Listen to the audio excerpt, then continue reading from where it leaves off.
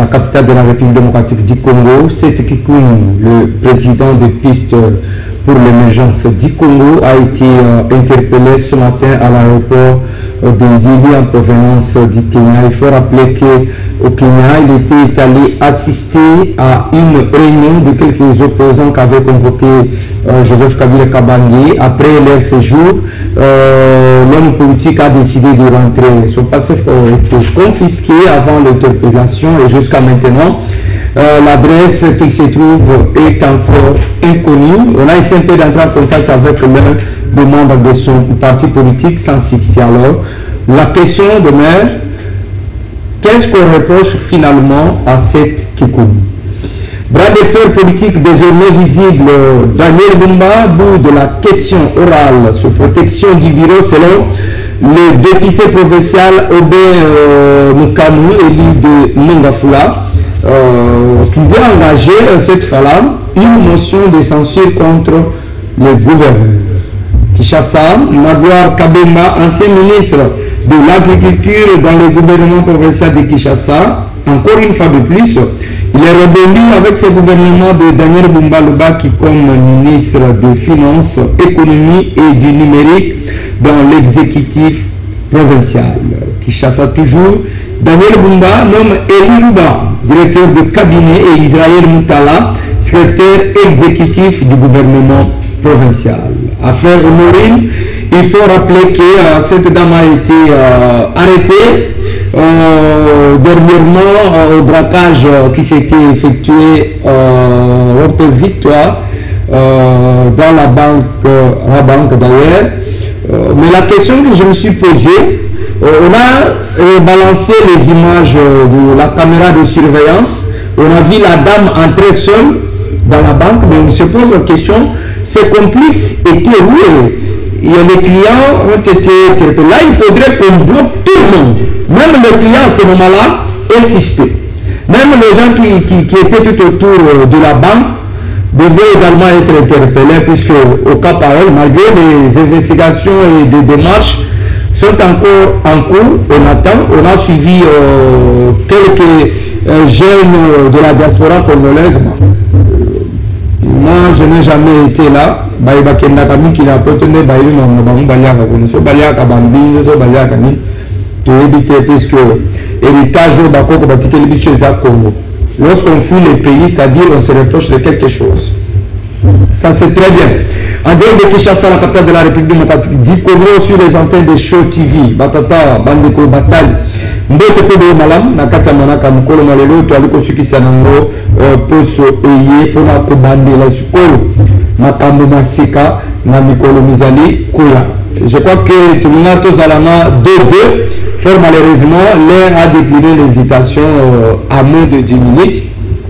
Nous avons Amissi Chabani, cadre alternative, oui, alternative. Nous sommes à l'objet de l'homme, puisque 2028 élections exactes. Votre problème là.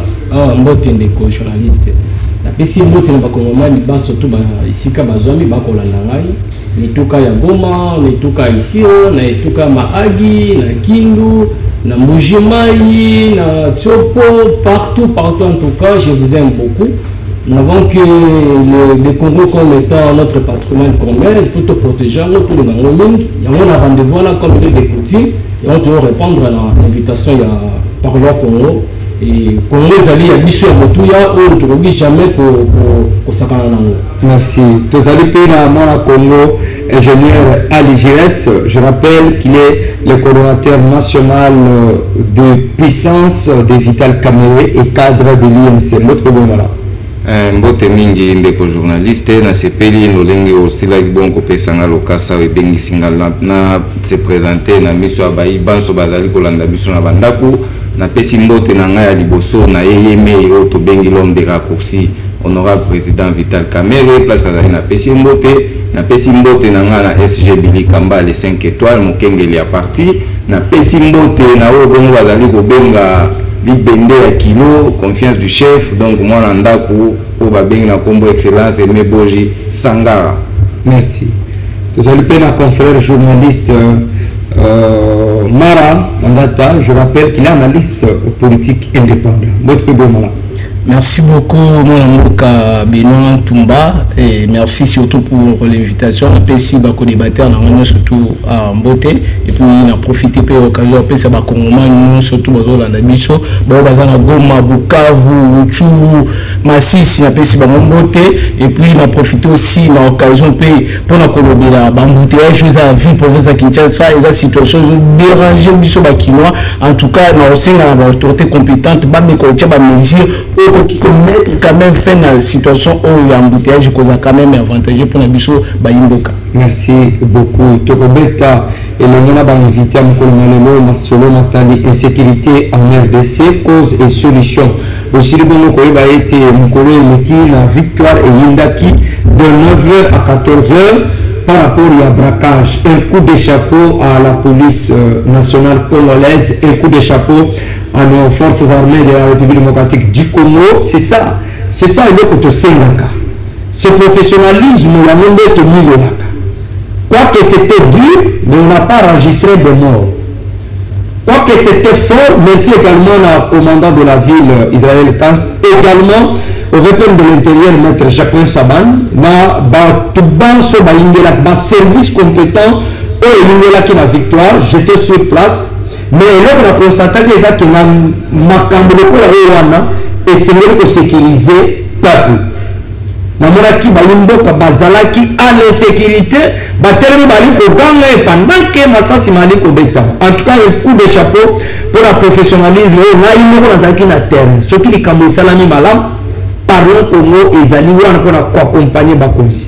Pour soutenir le bino. C'est ce que nous, c'est ce professionnalisme, c'est ce caractère professionnel, c'est cette éthique qu'on exige à nos services d'adapter. Tout le monde n'a pas choix de combat. Si c'est la bande de voitures, tout le monde va la guerre. Ça c'est très bien. Voilà, on a connu tous autres jours d'ailleurs. L'insécurité est amis causée. Merci beaucoup pour la question. Une question très pertinente. Et j'aimerais vraiment bateau Bazola parce qu'il y a beaucoup de gens qui suivent cette chaîne et surtout la chaîne Shoot TV, la chaîne non suivie, la RDC, nous appelle le monde. L'insécurité qui n'a connu d'abord en général parce que tu as la Kinshasa, parce que l'insécurité il y a dans Congo, la Kinshasa il y a dans Congo Bima. L'insécurité d'abord il y a d'abord biso moko toujours créer insécurité wana. Pourquoi nous avons biso moko toujours créer insécurité wana? Surtout la majorité bazo côté rébellion ils ont congolais biso moko congolais.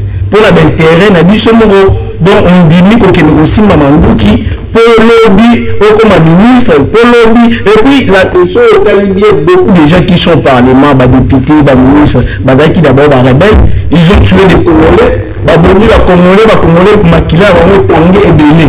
Donc l'insécurité, les gens qui sont à la base de l'insécurité en RDC, d'abord c'est nous-mêmes les Congolais. Justement parce que Tolini d'abord, nous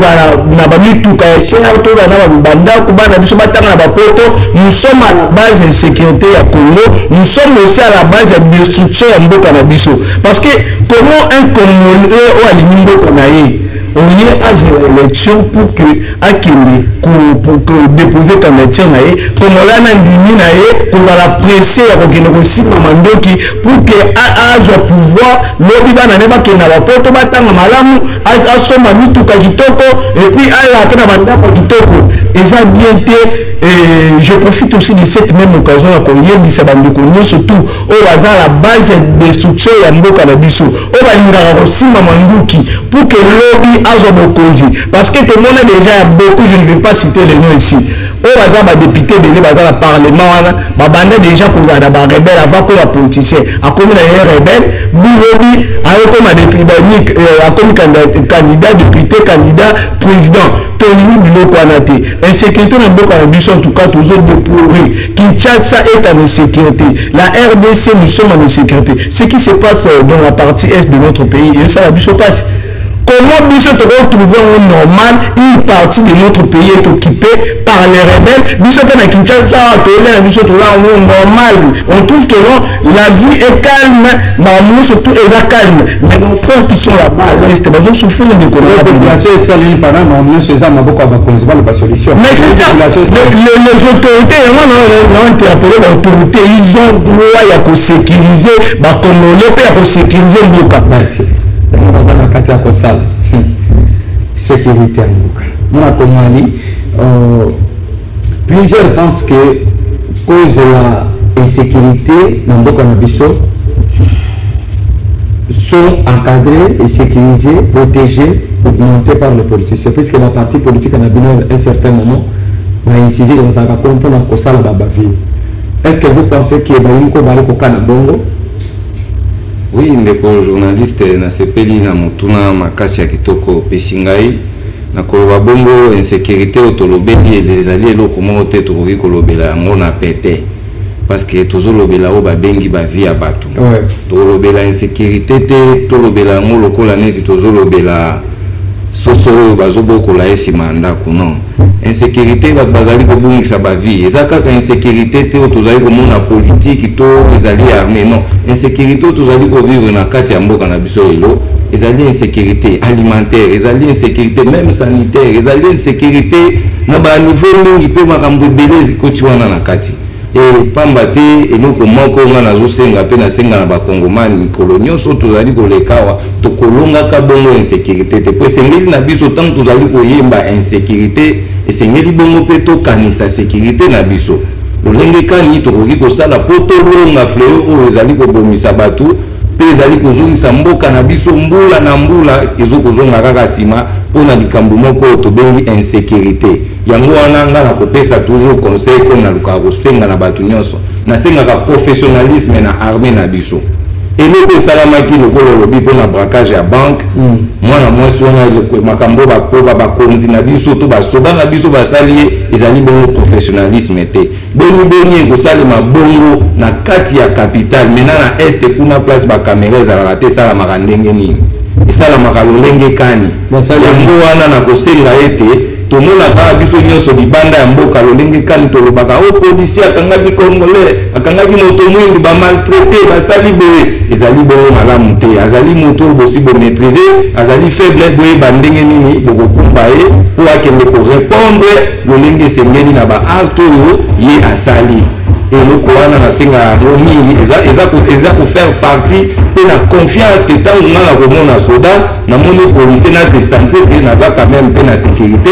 aye kokanga nga mpo na répondre na makambo oyo nga nasili kosala yango wana comme proposition oyo nga na kopropose na proposaka toujours patriotisme esengeli na biso tolinga mboka na biso na bolingo nde tokokotisa banguna te na bolingo nde tokokopelaka na banguna te mpo totangisa makila na kati tokokopelaka na banguna économique te pamba te bakotiselaka biso meme basoso bonane ezali koyawa meme basoso mpe tomusone epola ya mabe ekotaka donc nyonso wana esengeli na biso toza na sens ya patriotisme élevé mpo tose sécurize moko nsima ya moko.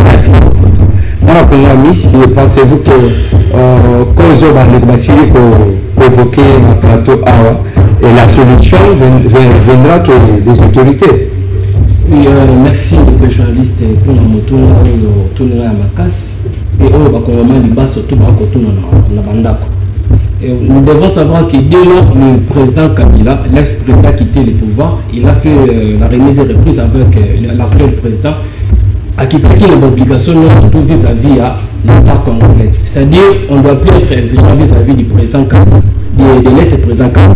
C'est le président Kabila Félix qui nous doit la sécurité alimentaire, la sécurité administrative, la sécurité routière, tout ce qui est à caractère sécuritaire, c'est le président Félix qui nous doit. Puisque s'il est là, c'est pour garantir la sécurité du territoire national. Congolais, à faire circuler bien, à vivre bien, à l'être bien, à zala bien. Et ça, on est le tour, les alliés, charge au chef de l'État, à Zanabo, tout le monde, tout ce qu'on a dit, il faut que la sécurité fait permanent en RDC. Tel que nous sommes là, nous sommes en insécurité. Nous sommes en insécurité permanente. Pourquoi je dis que nous sommes en insécurité? Si je demande les cartes d'identité, personne ne va me montrer ces cartes d'identité. Personne ne va me montrer les cartes d'identité.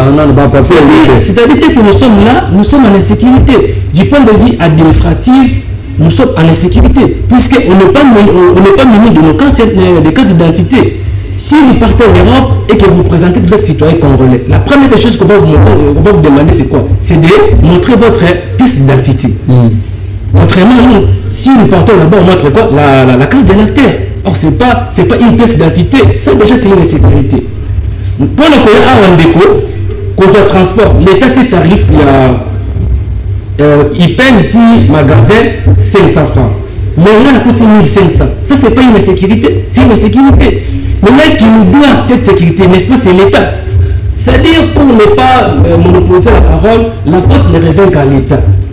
L'État doit d'abord garantir la sécurité de ses citoyens et du territoire national. C'est-à-dire, si l'État ne parvient pas à assurer la sécurité du territoire national, à ce moment, l'État est le plus qualifié un État démissionnaire. Puisque la mission principale de l'État, c'est quoi? Mais parmi les mêmes missions régaliennes de l'État, c'est de sécuriser les territoires nationaux ainsi que les citoyens. Mais si l'État ne parvient pas à assurer la sécurité, à quoi sert l'État? C'est-à-dire l'État devient l'État démissionnaire. Pour moi, la sécurité n'est pas seulement physique. La sécurité est aussi environnementale, la sécurité est alimentaire, la sécurité est même routière, la sécurité touche presque tous les aspects de la vie. Pour se déplacer, pour venir ici, je devais être sécurisé. La minute où on a sécurisé, puisque combien? Pardon? On a sécurisé, puisque combien? Puisque on a dit que l'on vient là, on a quand même au premier. On a dit que l'on ne passe pas mon nom. N'importe quoi, on passe mon nom. Il y a un bon marché qui est là, sur la 22h. Pourquoi le rapport marché avec c'est pas vous dire que là on est en insécurité. Si vous partez dans votre pays, vous allez voir qu'il y a des gens qui travaillent même à 0 heure. Merci. C'est-à-dire l'insécurité c'est un fait permanent pour les Congolais. Merci. 22h déjà, 23h, ça suspect. Mais en Europe, il y a des gens qui travaillent la nuit. Il faut qu'on y en Europe, oui. En Europe, il y a des... Oui, ils ont des cas... C'est une insécurité administrative, c'est-à-dire me donner raison. C'est une insécurité administrative. Quelle carte? Quelle carte je dois montrer? Voilà. On n'a pas de pièces. Merci beaucoup. Je mets en cause ce terme, on doit suspendre. Bien, ma philosophe, là, il écrivain. Bon, la phrase, ceux qui disent que les écrits restent et les paroles s'envolent. Bon, on a une carte de lecteur. Puisque ma écrit la carte de lecteur au milieu. Ma carte, là, le cas de ma perception, bon, la phrase, on a la carte. Que les paroles s'envolent et les écrits restent. La carte de lecteur et les écrits et les paroles non se limitent. Pourquoi la carte non? Et les paroles et les écrits et les images, et l'ampleur même, et la signature, non se limitent et s'envoler. Aujourd'hui, ils s'envoler. Denis Kadima. Natina n'a pas la phrase en français, et c'est possible que les écrits peuvent s'envoler aussi, puisque les s'envoler pour la carte de lecteur. Nous soir des autres qui sera actif dans le mandat qui s'équipe. C'est ça aussi aider le président de la République au produire la carte en Madé, ça contribue au bilan. C'est ça aider le pays. Le pays qui vous a tout donné. Payer possiblement ce n'est pas bon. Sauf l'Union des pays possible. Dans cette phrase, que les écrits restent et les paroles s'envolent. Et les écrits, les images, les tout s'envolent. Pour la preuve que la carte de lecteur, ni les écrits, ni les photos. Pas dans le babou qui est dans le. Ah. Voilà comme rencontre de Joseph Kabila dans Kenya. Besoin il y a cette qui coule apparemment c'est lui le porte-parole du mouvement. Sauver la RDC. Les rapporteurs. Le nom rapporteur. Le rapporteur à Kangami. Rapporteur à Kangami. Qu'est-ce qui avait manqué à Joseph Kabila pendant qu'il était président pour sauver la RDC? Souvent, Lingi pour rebondir pour sauver RDC Nabukamania Félix. Merci Mboukoumema pour la question. Et je pense que ce qui le Joseph Kabila a décidé à créer une plateforme politique dont l'objectif est de sauver je trouve que c'est pas mauvais, c'est une bonne idée, c'est une bonne initiative que moi je salue d'ailleurs, parce que ça m'a bêté. Est-ce qu'aujourd'hui, avec la situation politique, sociale, sécuritaire de notre pays, s'il vous plaît, merci beaucoup. C'est très bien. Merci beaucoup. C'est ça, parlons comme nous. Merci beaucoup. Merci beaucoup, notre téléspectateur. Au regard de la situation politique, sécuritaire, économique de notre pays, moi je trouve que Joseph Kabila a une partition quand même par rapport à cette situation. Son héros Kabila a décidé à créer un mouvement pour sauver le pays qui est en danger. Le pays en danger, pourquoi Kabila pourquoi Kabila a souvent connoté quand il était au pouvoir? Il a fait bien qu'il lui avait manqué à sauver. Il avait sauvé ce pays. Encore quand Kabila est arrivé au pouvoir, l'histoire nous rappelle que le pays était déchiré. Le pays, vous ne pouvez pas quitter ici pour aller à Goma. Vous ne pouvez pas quitter ici pour aller au Katanga. Il est arrivé, le pays était déchiré. Il a réunifié quand même le pays qui était déchiré. À l'âge devenu déchiré par qui? Déchiré par les rebelles. Même à nos dirigeants de l'Équateur. Il va qu'il même dans l'Équateur, non, il était rebelle. Mais c'est moi les gens d'abord. Accordez-moi 2 minutes. Parce que je finis avec une idée. Kabila a sauvé Mbokolo quand il a pris le pouvoir après la mort de son père. Il a sauvé ce pays dans quel sens? À Koutimboka, Bitumbi va Kébélé. Koto Barebe va Kébélé, va donc occuper ma partie à Mboka. Kabila avec sa vision politique a bénéficié surtout avec son stratégie qui marche dans l'objectif à réunifier Mboka. Il a accepté de travailler avec tous ces rebelles. Andini pour travailler, il y a un système à 4+1. Un système dans l'objectif aïba que nos souka baroya bazaba congolais. Et à cette époque Kabila bengambe rwandais. À cette époque Kabila a qualifié bangote que nos bazaba congolais parce qu'aujourd'hui nanga bazo traiter tout le monde. Mais il est congolais, il est temps rebelle la bango surtout beato sur la et le pays le menu bango.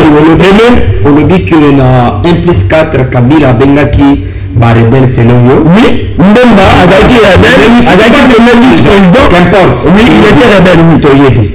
Mais maintenant là, puisque Mboka Nabiso est agressé, Tata Mokozo Nkola le bakia que AFCM 23 c'est Kabila et Belé Baboye. Et aujourd'hui, Kabila n'a eu à côté la présent à Nice, il s'est comploté avec la rébellion pour sauver Congo. Est-ce que vous avez des preuves que Kabila travaille avec Nanga? Vous avez des preuves? Moi qui pose des questions. Non, moi si j'ai dit aux gens qui pensent que non, Kabila travaille avec nous. Il n'y a aucune preuve il y a aucune preuve aux gens là, non, aucune preuve plutôt aux gens là que Kabila travaille avec nous. Donc, si Kabila lobby, si moi j'étais en collaboration avec les R23, la situation n'allait pas être comme ça. Alors, si moi j'étais, cela me dit que Kabila n'a pas besoin de faire la guerre pour merci. Kabila, il y a quand même tenir la réunion en Congo. En Congo, Nasema kina yo Oloba, Kabila Oloba. Je vous demande encore une fois de plus, il y a de vrais endroits ici, dans Congo, où il y a tenir la réunion. Ça sera aussi légal. Bien que nous soyons des politiciens, et ça pas mon cœur de payer les bandes, mon cœur de payer les bandes. Bon, ça veut dire que ma cambouanda pour la ville va que le côté que ma voisin. Tant que ma voisin va avoir à contrepartie dans le Bitumba, beaucoup de monde. Revenez dans votre pays, tenez vos réunions ici, il y a des caméras, tout le monde pense ensemble, des allées malades. Ça c'est très important. Je pense que tu connais un banquier dans votre pays. Anne. D'accord. Bino bala pouvoir, puisque vous êtes de l'INC, de Vital Caméré, vous n'avez pas donné le meilleur de vous-même pour bien rénover Congo. C'est suite à cela par rapport à Bokambina Bino. Le monde d'aller au temps de Congo et l'urbanité sur ce, Banimo Moussou Bakani Siete et c'est le bas sang ne peut pas sauver Congo et le monde au Tchad.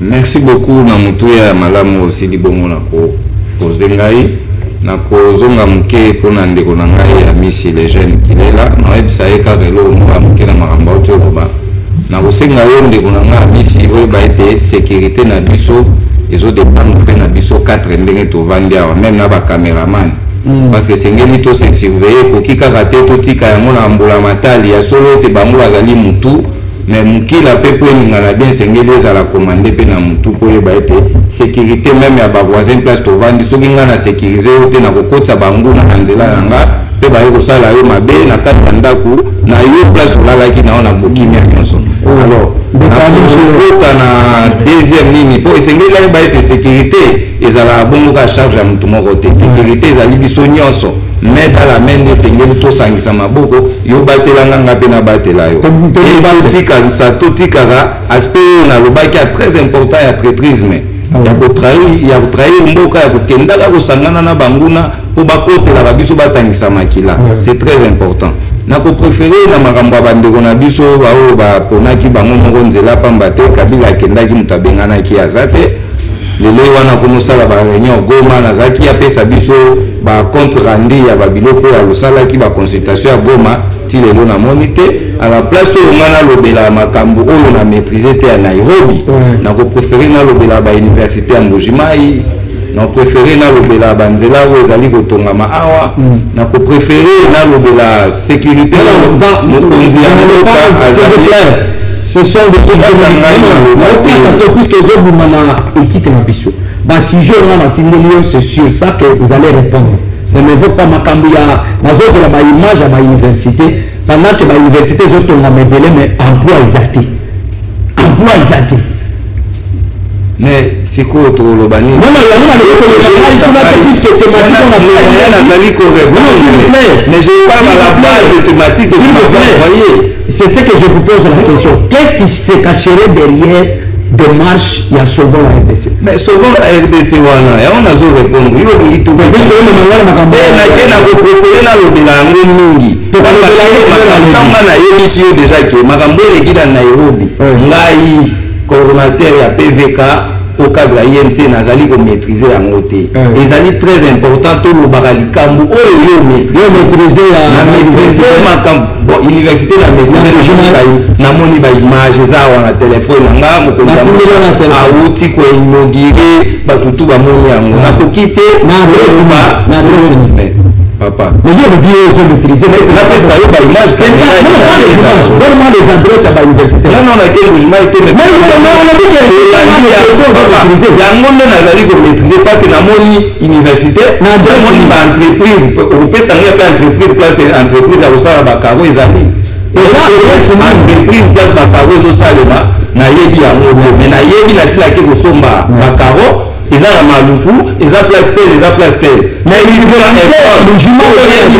école faci auti kotonga kende na makelele omona école etelemi wana epd po makelele kaka oyo ya bandala moko ya monene eza mais bato bazolanda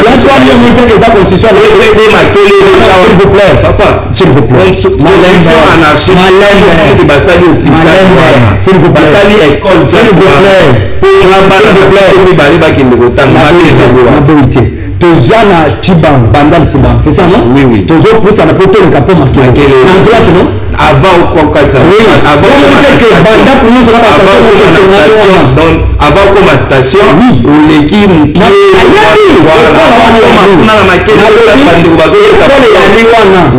Il y a une respecter par principe urbanistique ou bien la constitution anarchique. Mais on parle de ça. Voilà au quotidien déjà le sujet. Merci. Construction anarchique, on a au quotidien domaine merci. Très sensible. Non, il faut bâtonner du soir les alliés œuvre sociale. Œuvre bâtonner on a dit à eux même attendre bâtonner la biso ba chinois. Na minute on a décolleté. Zana recadré. Tozana na décolleté. Kabila a dit que merci.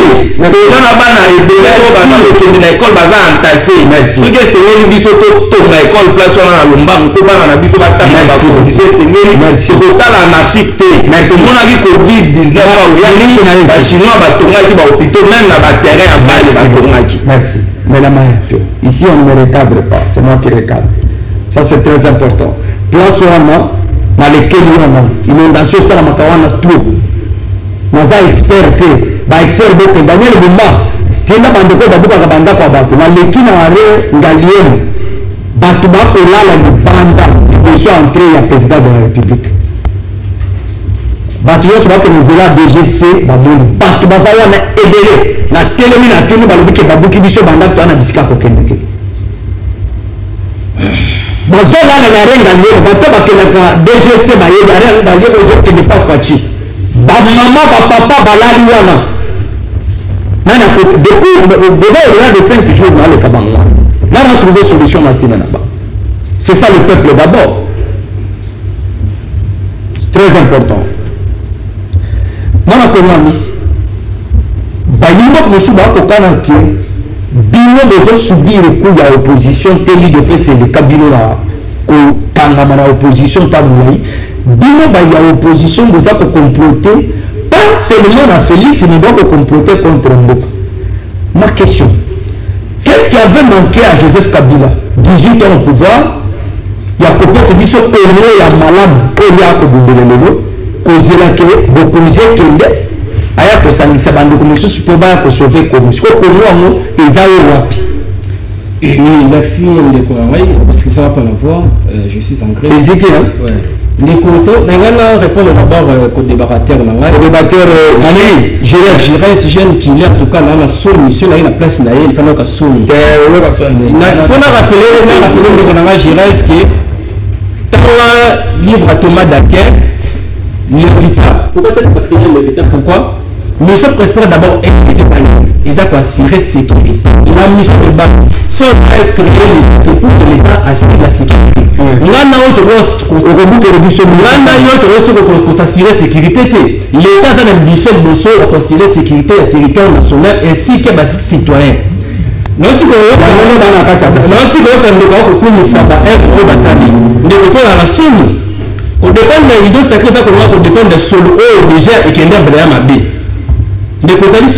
il y a qu'on s'inventer que tout ça lié à l'université. Bah tout le monde faire l'université, c'est pour travailler. Donc on fabrique des chômeurs. Chaque année, on fabrique des chômeurs. Bah tout le monde va donc on a pour créer 10 millions d'emplois. 10 millions d'emplois, oui. C'est ça qu'il avait promis. C'est ça qu'il avait promis. Les noms, donc comme si ma gêne, mon nom, ma 21, ma 20, on se fait le winner. Les gens qui sont là, on dit que les gens qui sont alignés, les jeunes, ils alignent les motos. Mais les gens qui ont moto, mais les gens qui sont moteur, ils sont lunaire. Donc ils sont quand la union des jeunes, nous avons déjà et que ça va passer. Pour le moment, les gens qui sont sortis de ce place, aussi vous allez peut-être assurance exacte. Vous savez, nous avons un maloma. Vous savez, nous avons un maloma. Vous ne battez pas, vous avez un maloma. Vous ne battez pas, vous avez un plateau de l'Olaï. Et ça les sonne. Vous avez dit que votre chose qui gagne, la machine, les qui nous là, les jeunes, nous va potentiellement à mis tout le monde, les jeunes, nous va bien à défendre ma famille. Après, on va créer un plan. Après, il va créer. Les noms pour faire les tickets, les gars, pour les amis. Et c'est comme winner, je me suis dit comme winner, les notes d'abord avec le winner, et ça pour la bango, ça faible comment? Bango avec winner, ce sont des intellectuels, c'est des intellectuels. Là, quand même, c'est un journaliste, c'est un permanent, mais c'est qu'ils n'ont pas de travail, c'est ça qui est la caroline. D'accord. Tout ce qu'on va faire, sauvons la RDC. Sauvons l'économie. La RDC, sauvons la RDC, oui. Mais ceux qui disent qu'ils viennent pour sauver le Congo, mais ce sont eux qui ont dirigé le pays. Kabila a dirigé ce pays ici, il a fait 18 ans. Nous avons connu la sécurité pour la raison pour ça. C'est ça ma question. Donc, vous allez que tous les Congolais étaient le coup là-bas, tous les peuples congolais étaient le coup là-bas, pour manipuler la bango. Sur le pays, tous sont venus par exemple et ça y est, surtout avec la ministre, avec la mandataire, mais surtout avec le gouverneur. Et là, on a sécurité à 18 ans. Et ça y est, tout le monde sait que sa politique était le la théâtre. Les gens dans le monde entier, on a dit que ça la théâtre. Dans le monde à bon côté, tout le monde qui est reposant, ça va quelque part. Mais dans le monde à Libanda, tout le monde déjà Kenya, dans la bonne relation de Misoki. Tout le monde a ça la cage pour le changement de Salama Pena. Oui, si, on a comme c'est pas là. Tout le monde a arrêté d'opposer Kenya à Congo. Bien sûr, je suis opposant, mais je suis contre ça. Tout le monde a opposé au Rwandais, ni au Rwandais, à Congo pour ça. Pourquoi ils sont qui n'ont pas Libanda? Et ça n'y passe. La nouvelle pour la régime, les mêmes pour la régime. Le régime, on va y évacuer. Le 18 novembre 2018, l'actuel président, Thomas avec l'opposant, il a casquette opposant, à Québec, il a Nairobi, pour la Kosolo, pour la Nairobi, il a fouillé la cache. Et si on essaye à programmer la nature, il a Nairobi. Tout est mis, il bien été. Mais nous, pour le temps, pour nous connaître, on peut s'acquiner la mota. Ceux qui nous ont ramené pour la Nairobi, ils ont violé l'article 30. Il y a constitution, on peut garantir la liberté, il y a une liberté que les gens ont fait que les gens vont là, mais si dans le moment où on restreint dans tout, l'extension n'a pas été. Nous devons que les gens sont dans banda à zéro raté, non, c'est la classité. D'abord, la constitution garantit le temps de banda à zéro. Vous êtes étouffé d'opposants. Merci. Ils ont tout fait par opposant. Opposant, il y a même. Il opposait à régime. Les opposants contraires, les autres. Tous les talibans, les opposants sont des bandes. Mais par contre, il y a un Nairobi, parce qu'on va quand même. Tout le monde est dans le parce qu'il y a un Sénégal, tout le monde est dans le mais le nom de comme une insécurité, être opposant est comme une insécurité. Merci. Non, c'est fait nulle part. Il y a un pio. Ah, tu es du film, tu es pour le Bélamboka. Ça, c'est très important. M'appelle Christian Bossembe. Cher président, Christian Bossembe, est-ce que vous avez une émission? Les journalistes et belé pour la locoso ya Mosolo, les ici plateau, ici théâtre. Et puis, tant que vous tanga que là, si journaliste a dit nous pas journaliste malgré belé na scientifique bazali ko attaquer ngai na toche na éviter na énerver leur place en pédagogie. Ce que moi j'ai fait, ça s'appelle matériel didactique. Ça s'appelle matériel didactique.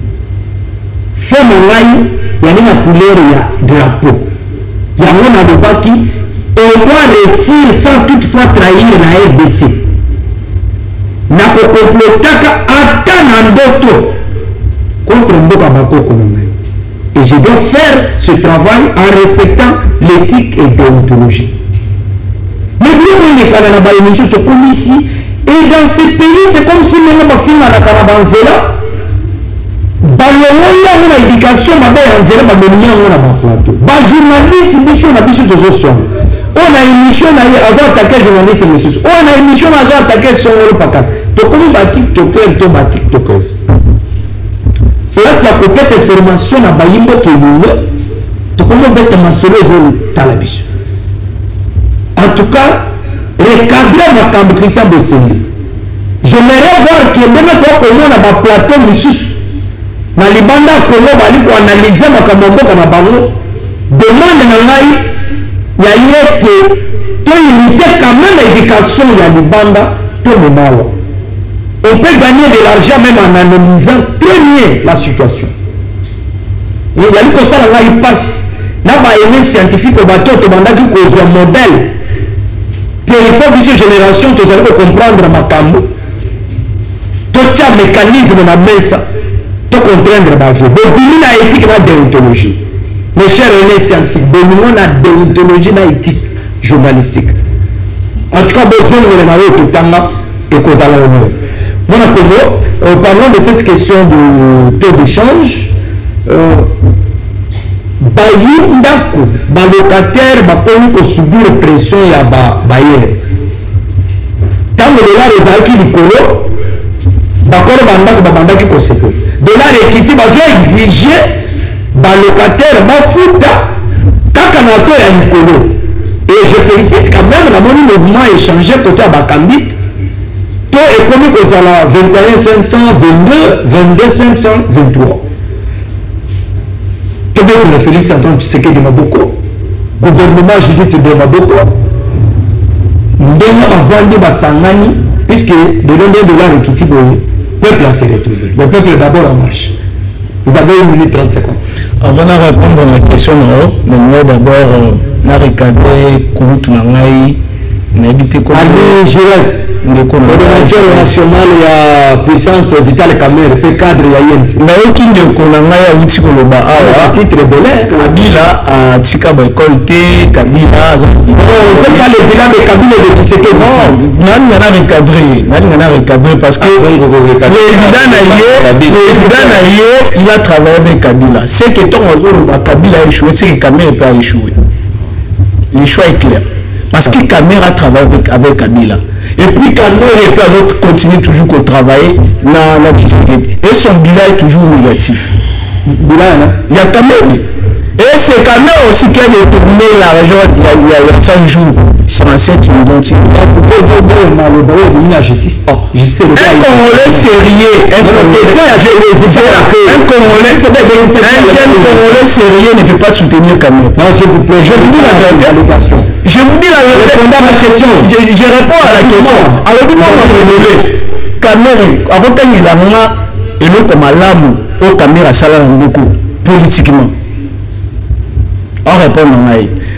Par rapport à votre question, avec ma modèle, on a dit que l'université, l'embouchement, adresse, même adresse. Est-ce qu'on est sérieux? On ne peut pas venir dans un plateau de télé pour qu'on le maman maîtriser, parce qu'il ne maîtrise pas. Il ne maîtrise pas comment il est venu pour le maman. Ah, mais c'est pas ça, c'est mon prochainement, cathédrale Notre-Dame. Notre-Dame.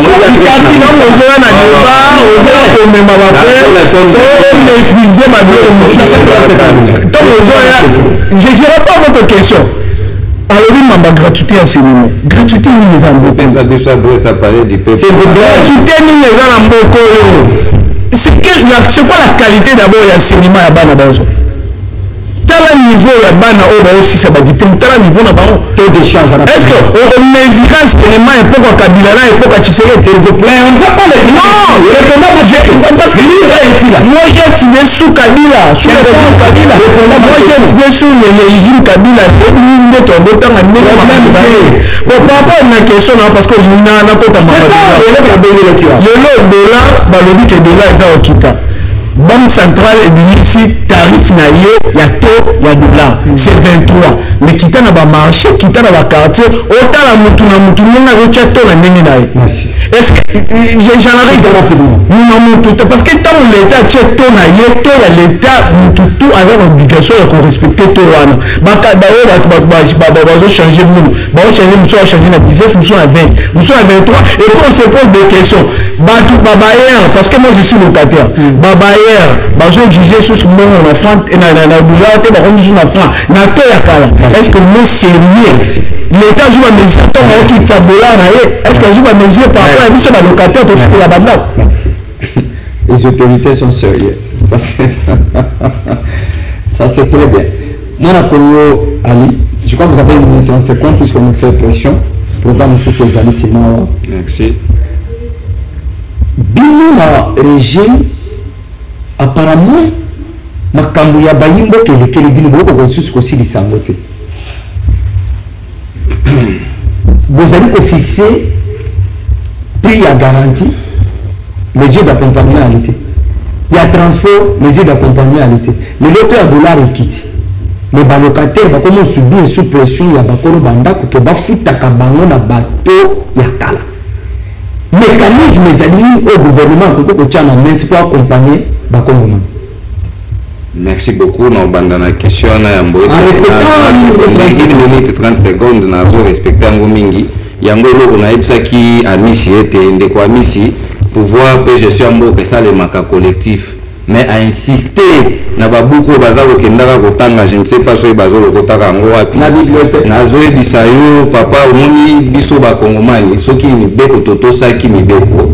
Oyo aye komatisa transport koleka oyo ndeko gouverneur atia ki azali congolais azali l'état mais yo oya kofuta mbongo koleka soki même bakangi to batu kombe bakanga kia bakangi ba chauffeur ba receveur ba ko la transport 200 francs kaka bango wana nde basila ki bazo sala intervention ko wolola kama pinga ko sala kama kambo bazo tracasser bango wana tokeno na makambo lobi pona mesure ya suivi na ba makambo ezali kolanda abeti makambo ya bana ya masina na pesi mbote pe ba formation ya ba cadre nyonso bazali kozala former na ba université na biso oyo ngaki na pesa yo ba adresse na pesa ba oyo bazala ndako bazali kolanda pesa ngai adresse ya Zambi bapesa ngai adresse ya IPEN apesa inemu ya inikisi ya inimba bapesa ngai ya mwete ngape na ya na adresse ya université na biso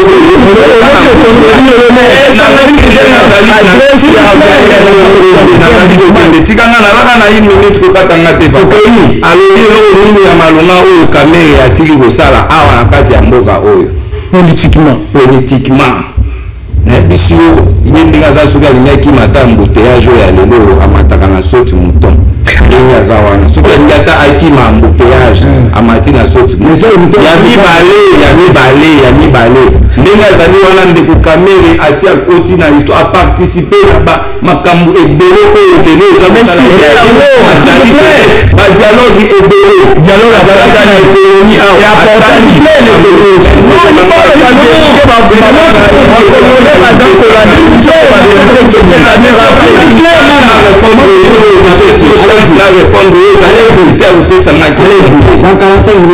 na bolingo ya mboka nazo répondre oyo ezali kaka teti nayebisi yo kabila papa egale ya kamere baza batravaille ensemble papa kabila bandeko na nga na ndako bozali kolanda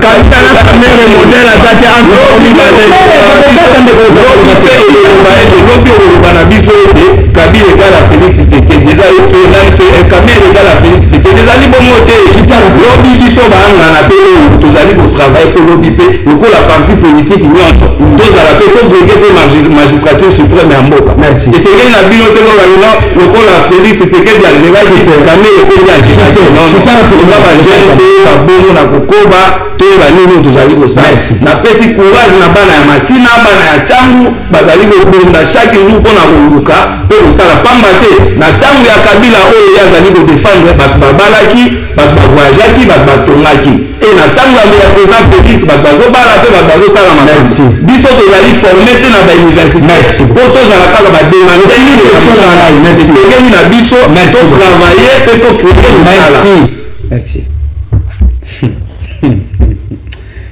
C'est ça, je le produis. Ça peut être une maison préfabriquée, mais les locataires.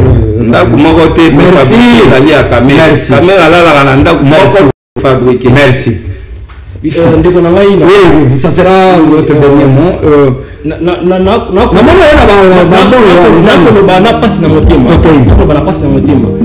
Tout ko kumisa yo ko kumisa te bango basoki to na combien na 2019 to basoki mboka to basoki yo mise de coup de salaire maki basoki mboka na to à combien n'est-ce pas na to à 19 le net tomati na de 28 la kitona tia 22 ba to kumisa ngo basoki so na to 19 ko to ndima bango na kosenga na gouverneur ya banque centrale azon c'est la biso la petite coupure à moment ba ko teka na wazana difficulté na maboko na ngai na zali na mbongo ya 20 centimes. Tosengi na gouverneur, la banque centrale a mis la biso 20 centimes. Le lot que nous recevons le comme une complication. Et là, vous avez la valeur, il y a 450, non 495. Pour le repère ça, retour à l'école, va commencer à gagner en euros. Par exemple, c'est la biso 20 centimes. Par exemple, c'est la biso sous 1 franc. Le lot, il y a marché difficulté comme pour une petite coupure des athées. Moi, je vois côté la monde, ils ont ma petite coupure. Ils ont la franc congolais, ils ont ma petite coupure. C'est la biso, ma petite coupure, 1 franc. Jean-Claude Bassango a Tikaki. C'est la biso, 5 francs. C'est qui m'a transmis dans le marché monétaire à petit coupure et de renforcer le pouvoir d'achat. Merci. Moyen, reste la biso qui n'allait pas commencer pour la sous-souter. Merci. Pas une petit coupure pour renforcer le pouvoir d'achat. Merci. Merci. Na bande que nous show. Landi biso mukolo malelo topesi merci na ingénieur Papi a réalisé mission et puis Simaba caméra tout ça qui n'a pas Congo 30 secondes s'il vous plaît Kapela oui nous lancer message à la chaîne surtout tout le monde a Tchangou Lukunga Funa rendez-vous encore le 24 na terrain municipal Boyawana Ebele Mobondo tout la qui s'appelle que biso ba jeune to baye chômage to boye insécurité na mboka na biso avec Nathanaël Olokomba votre leader Boya Ebele na terrain municipal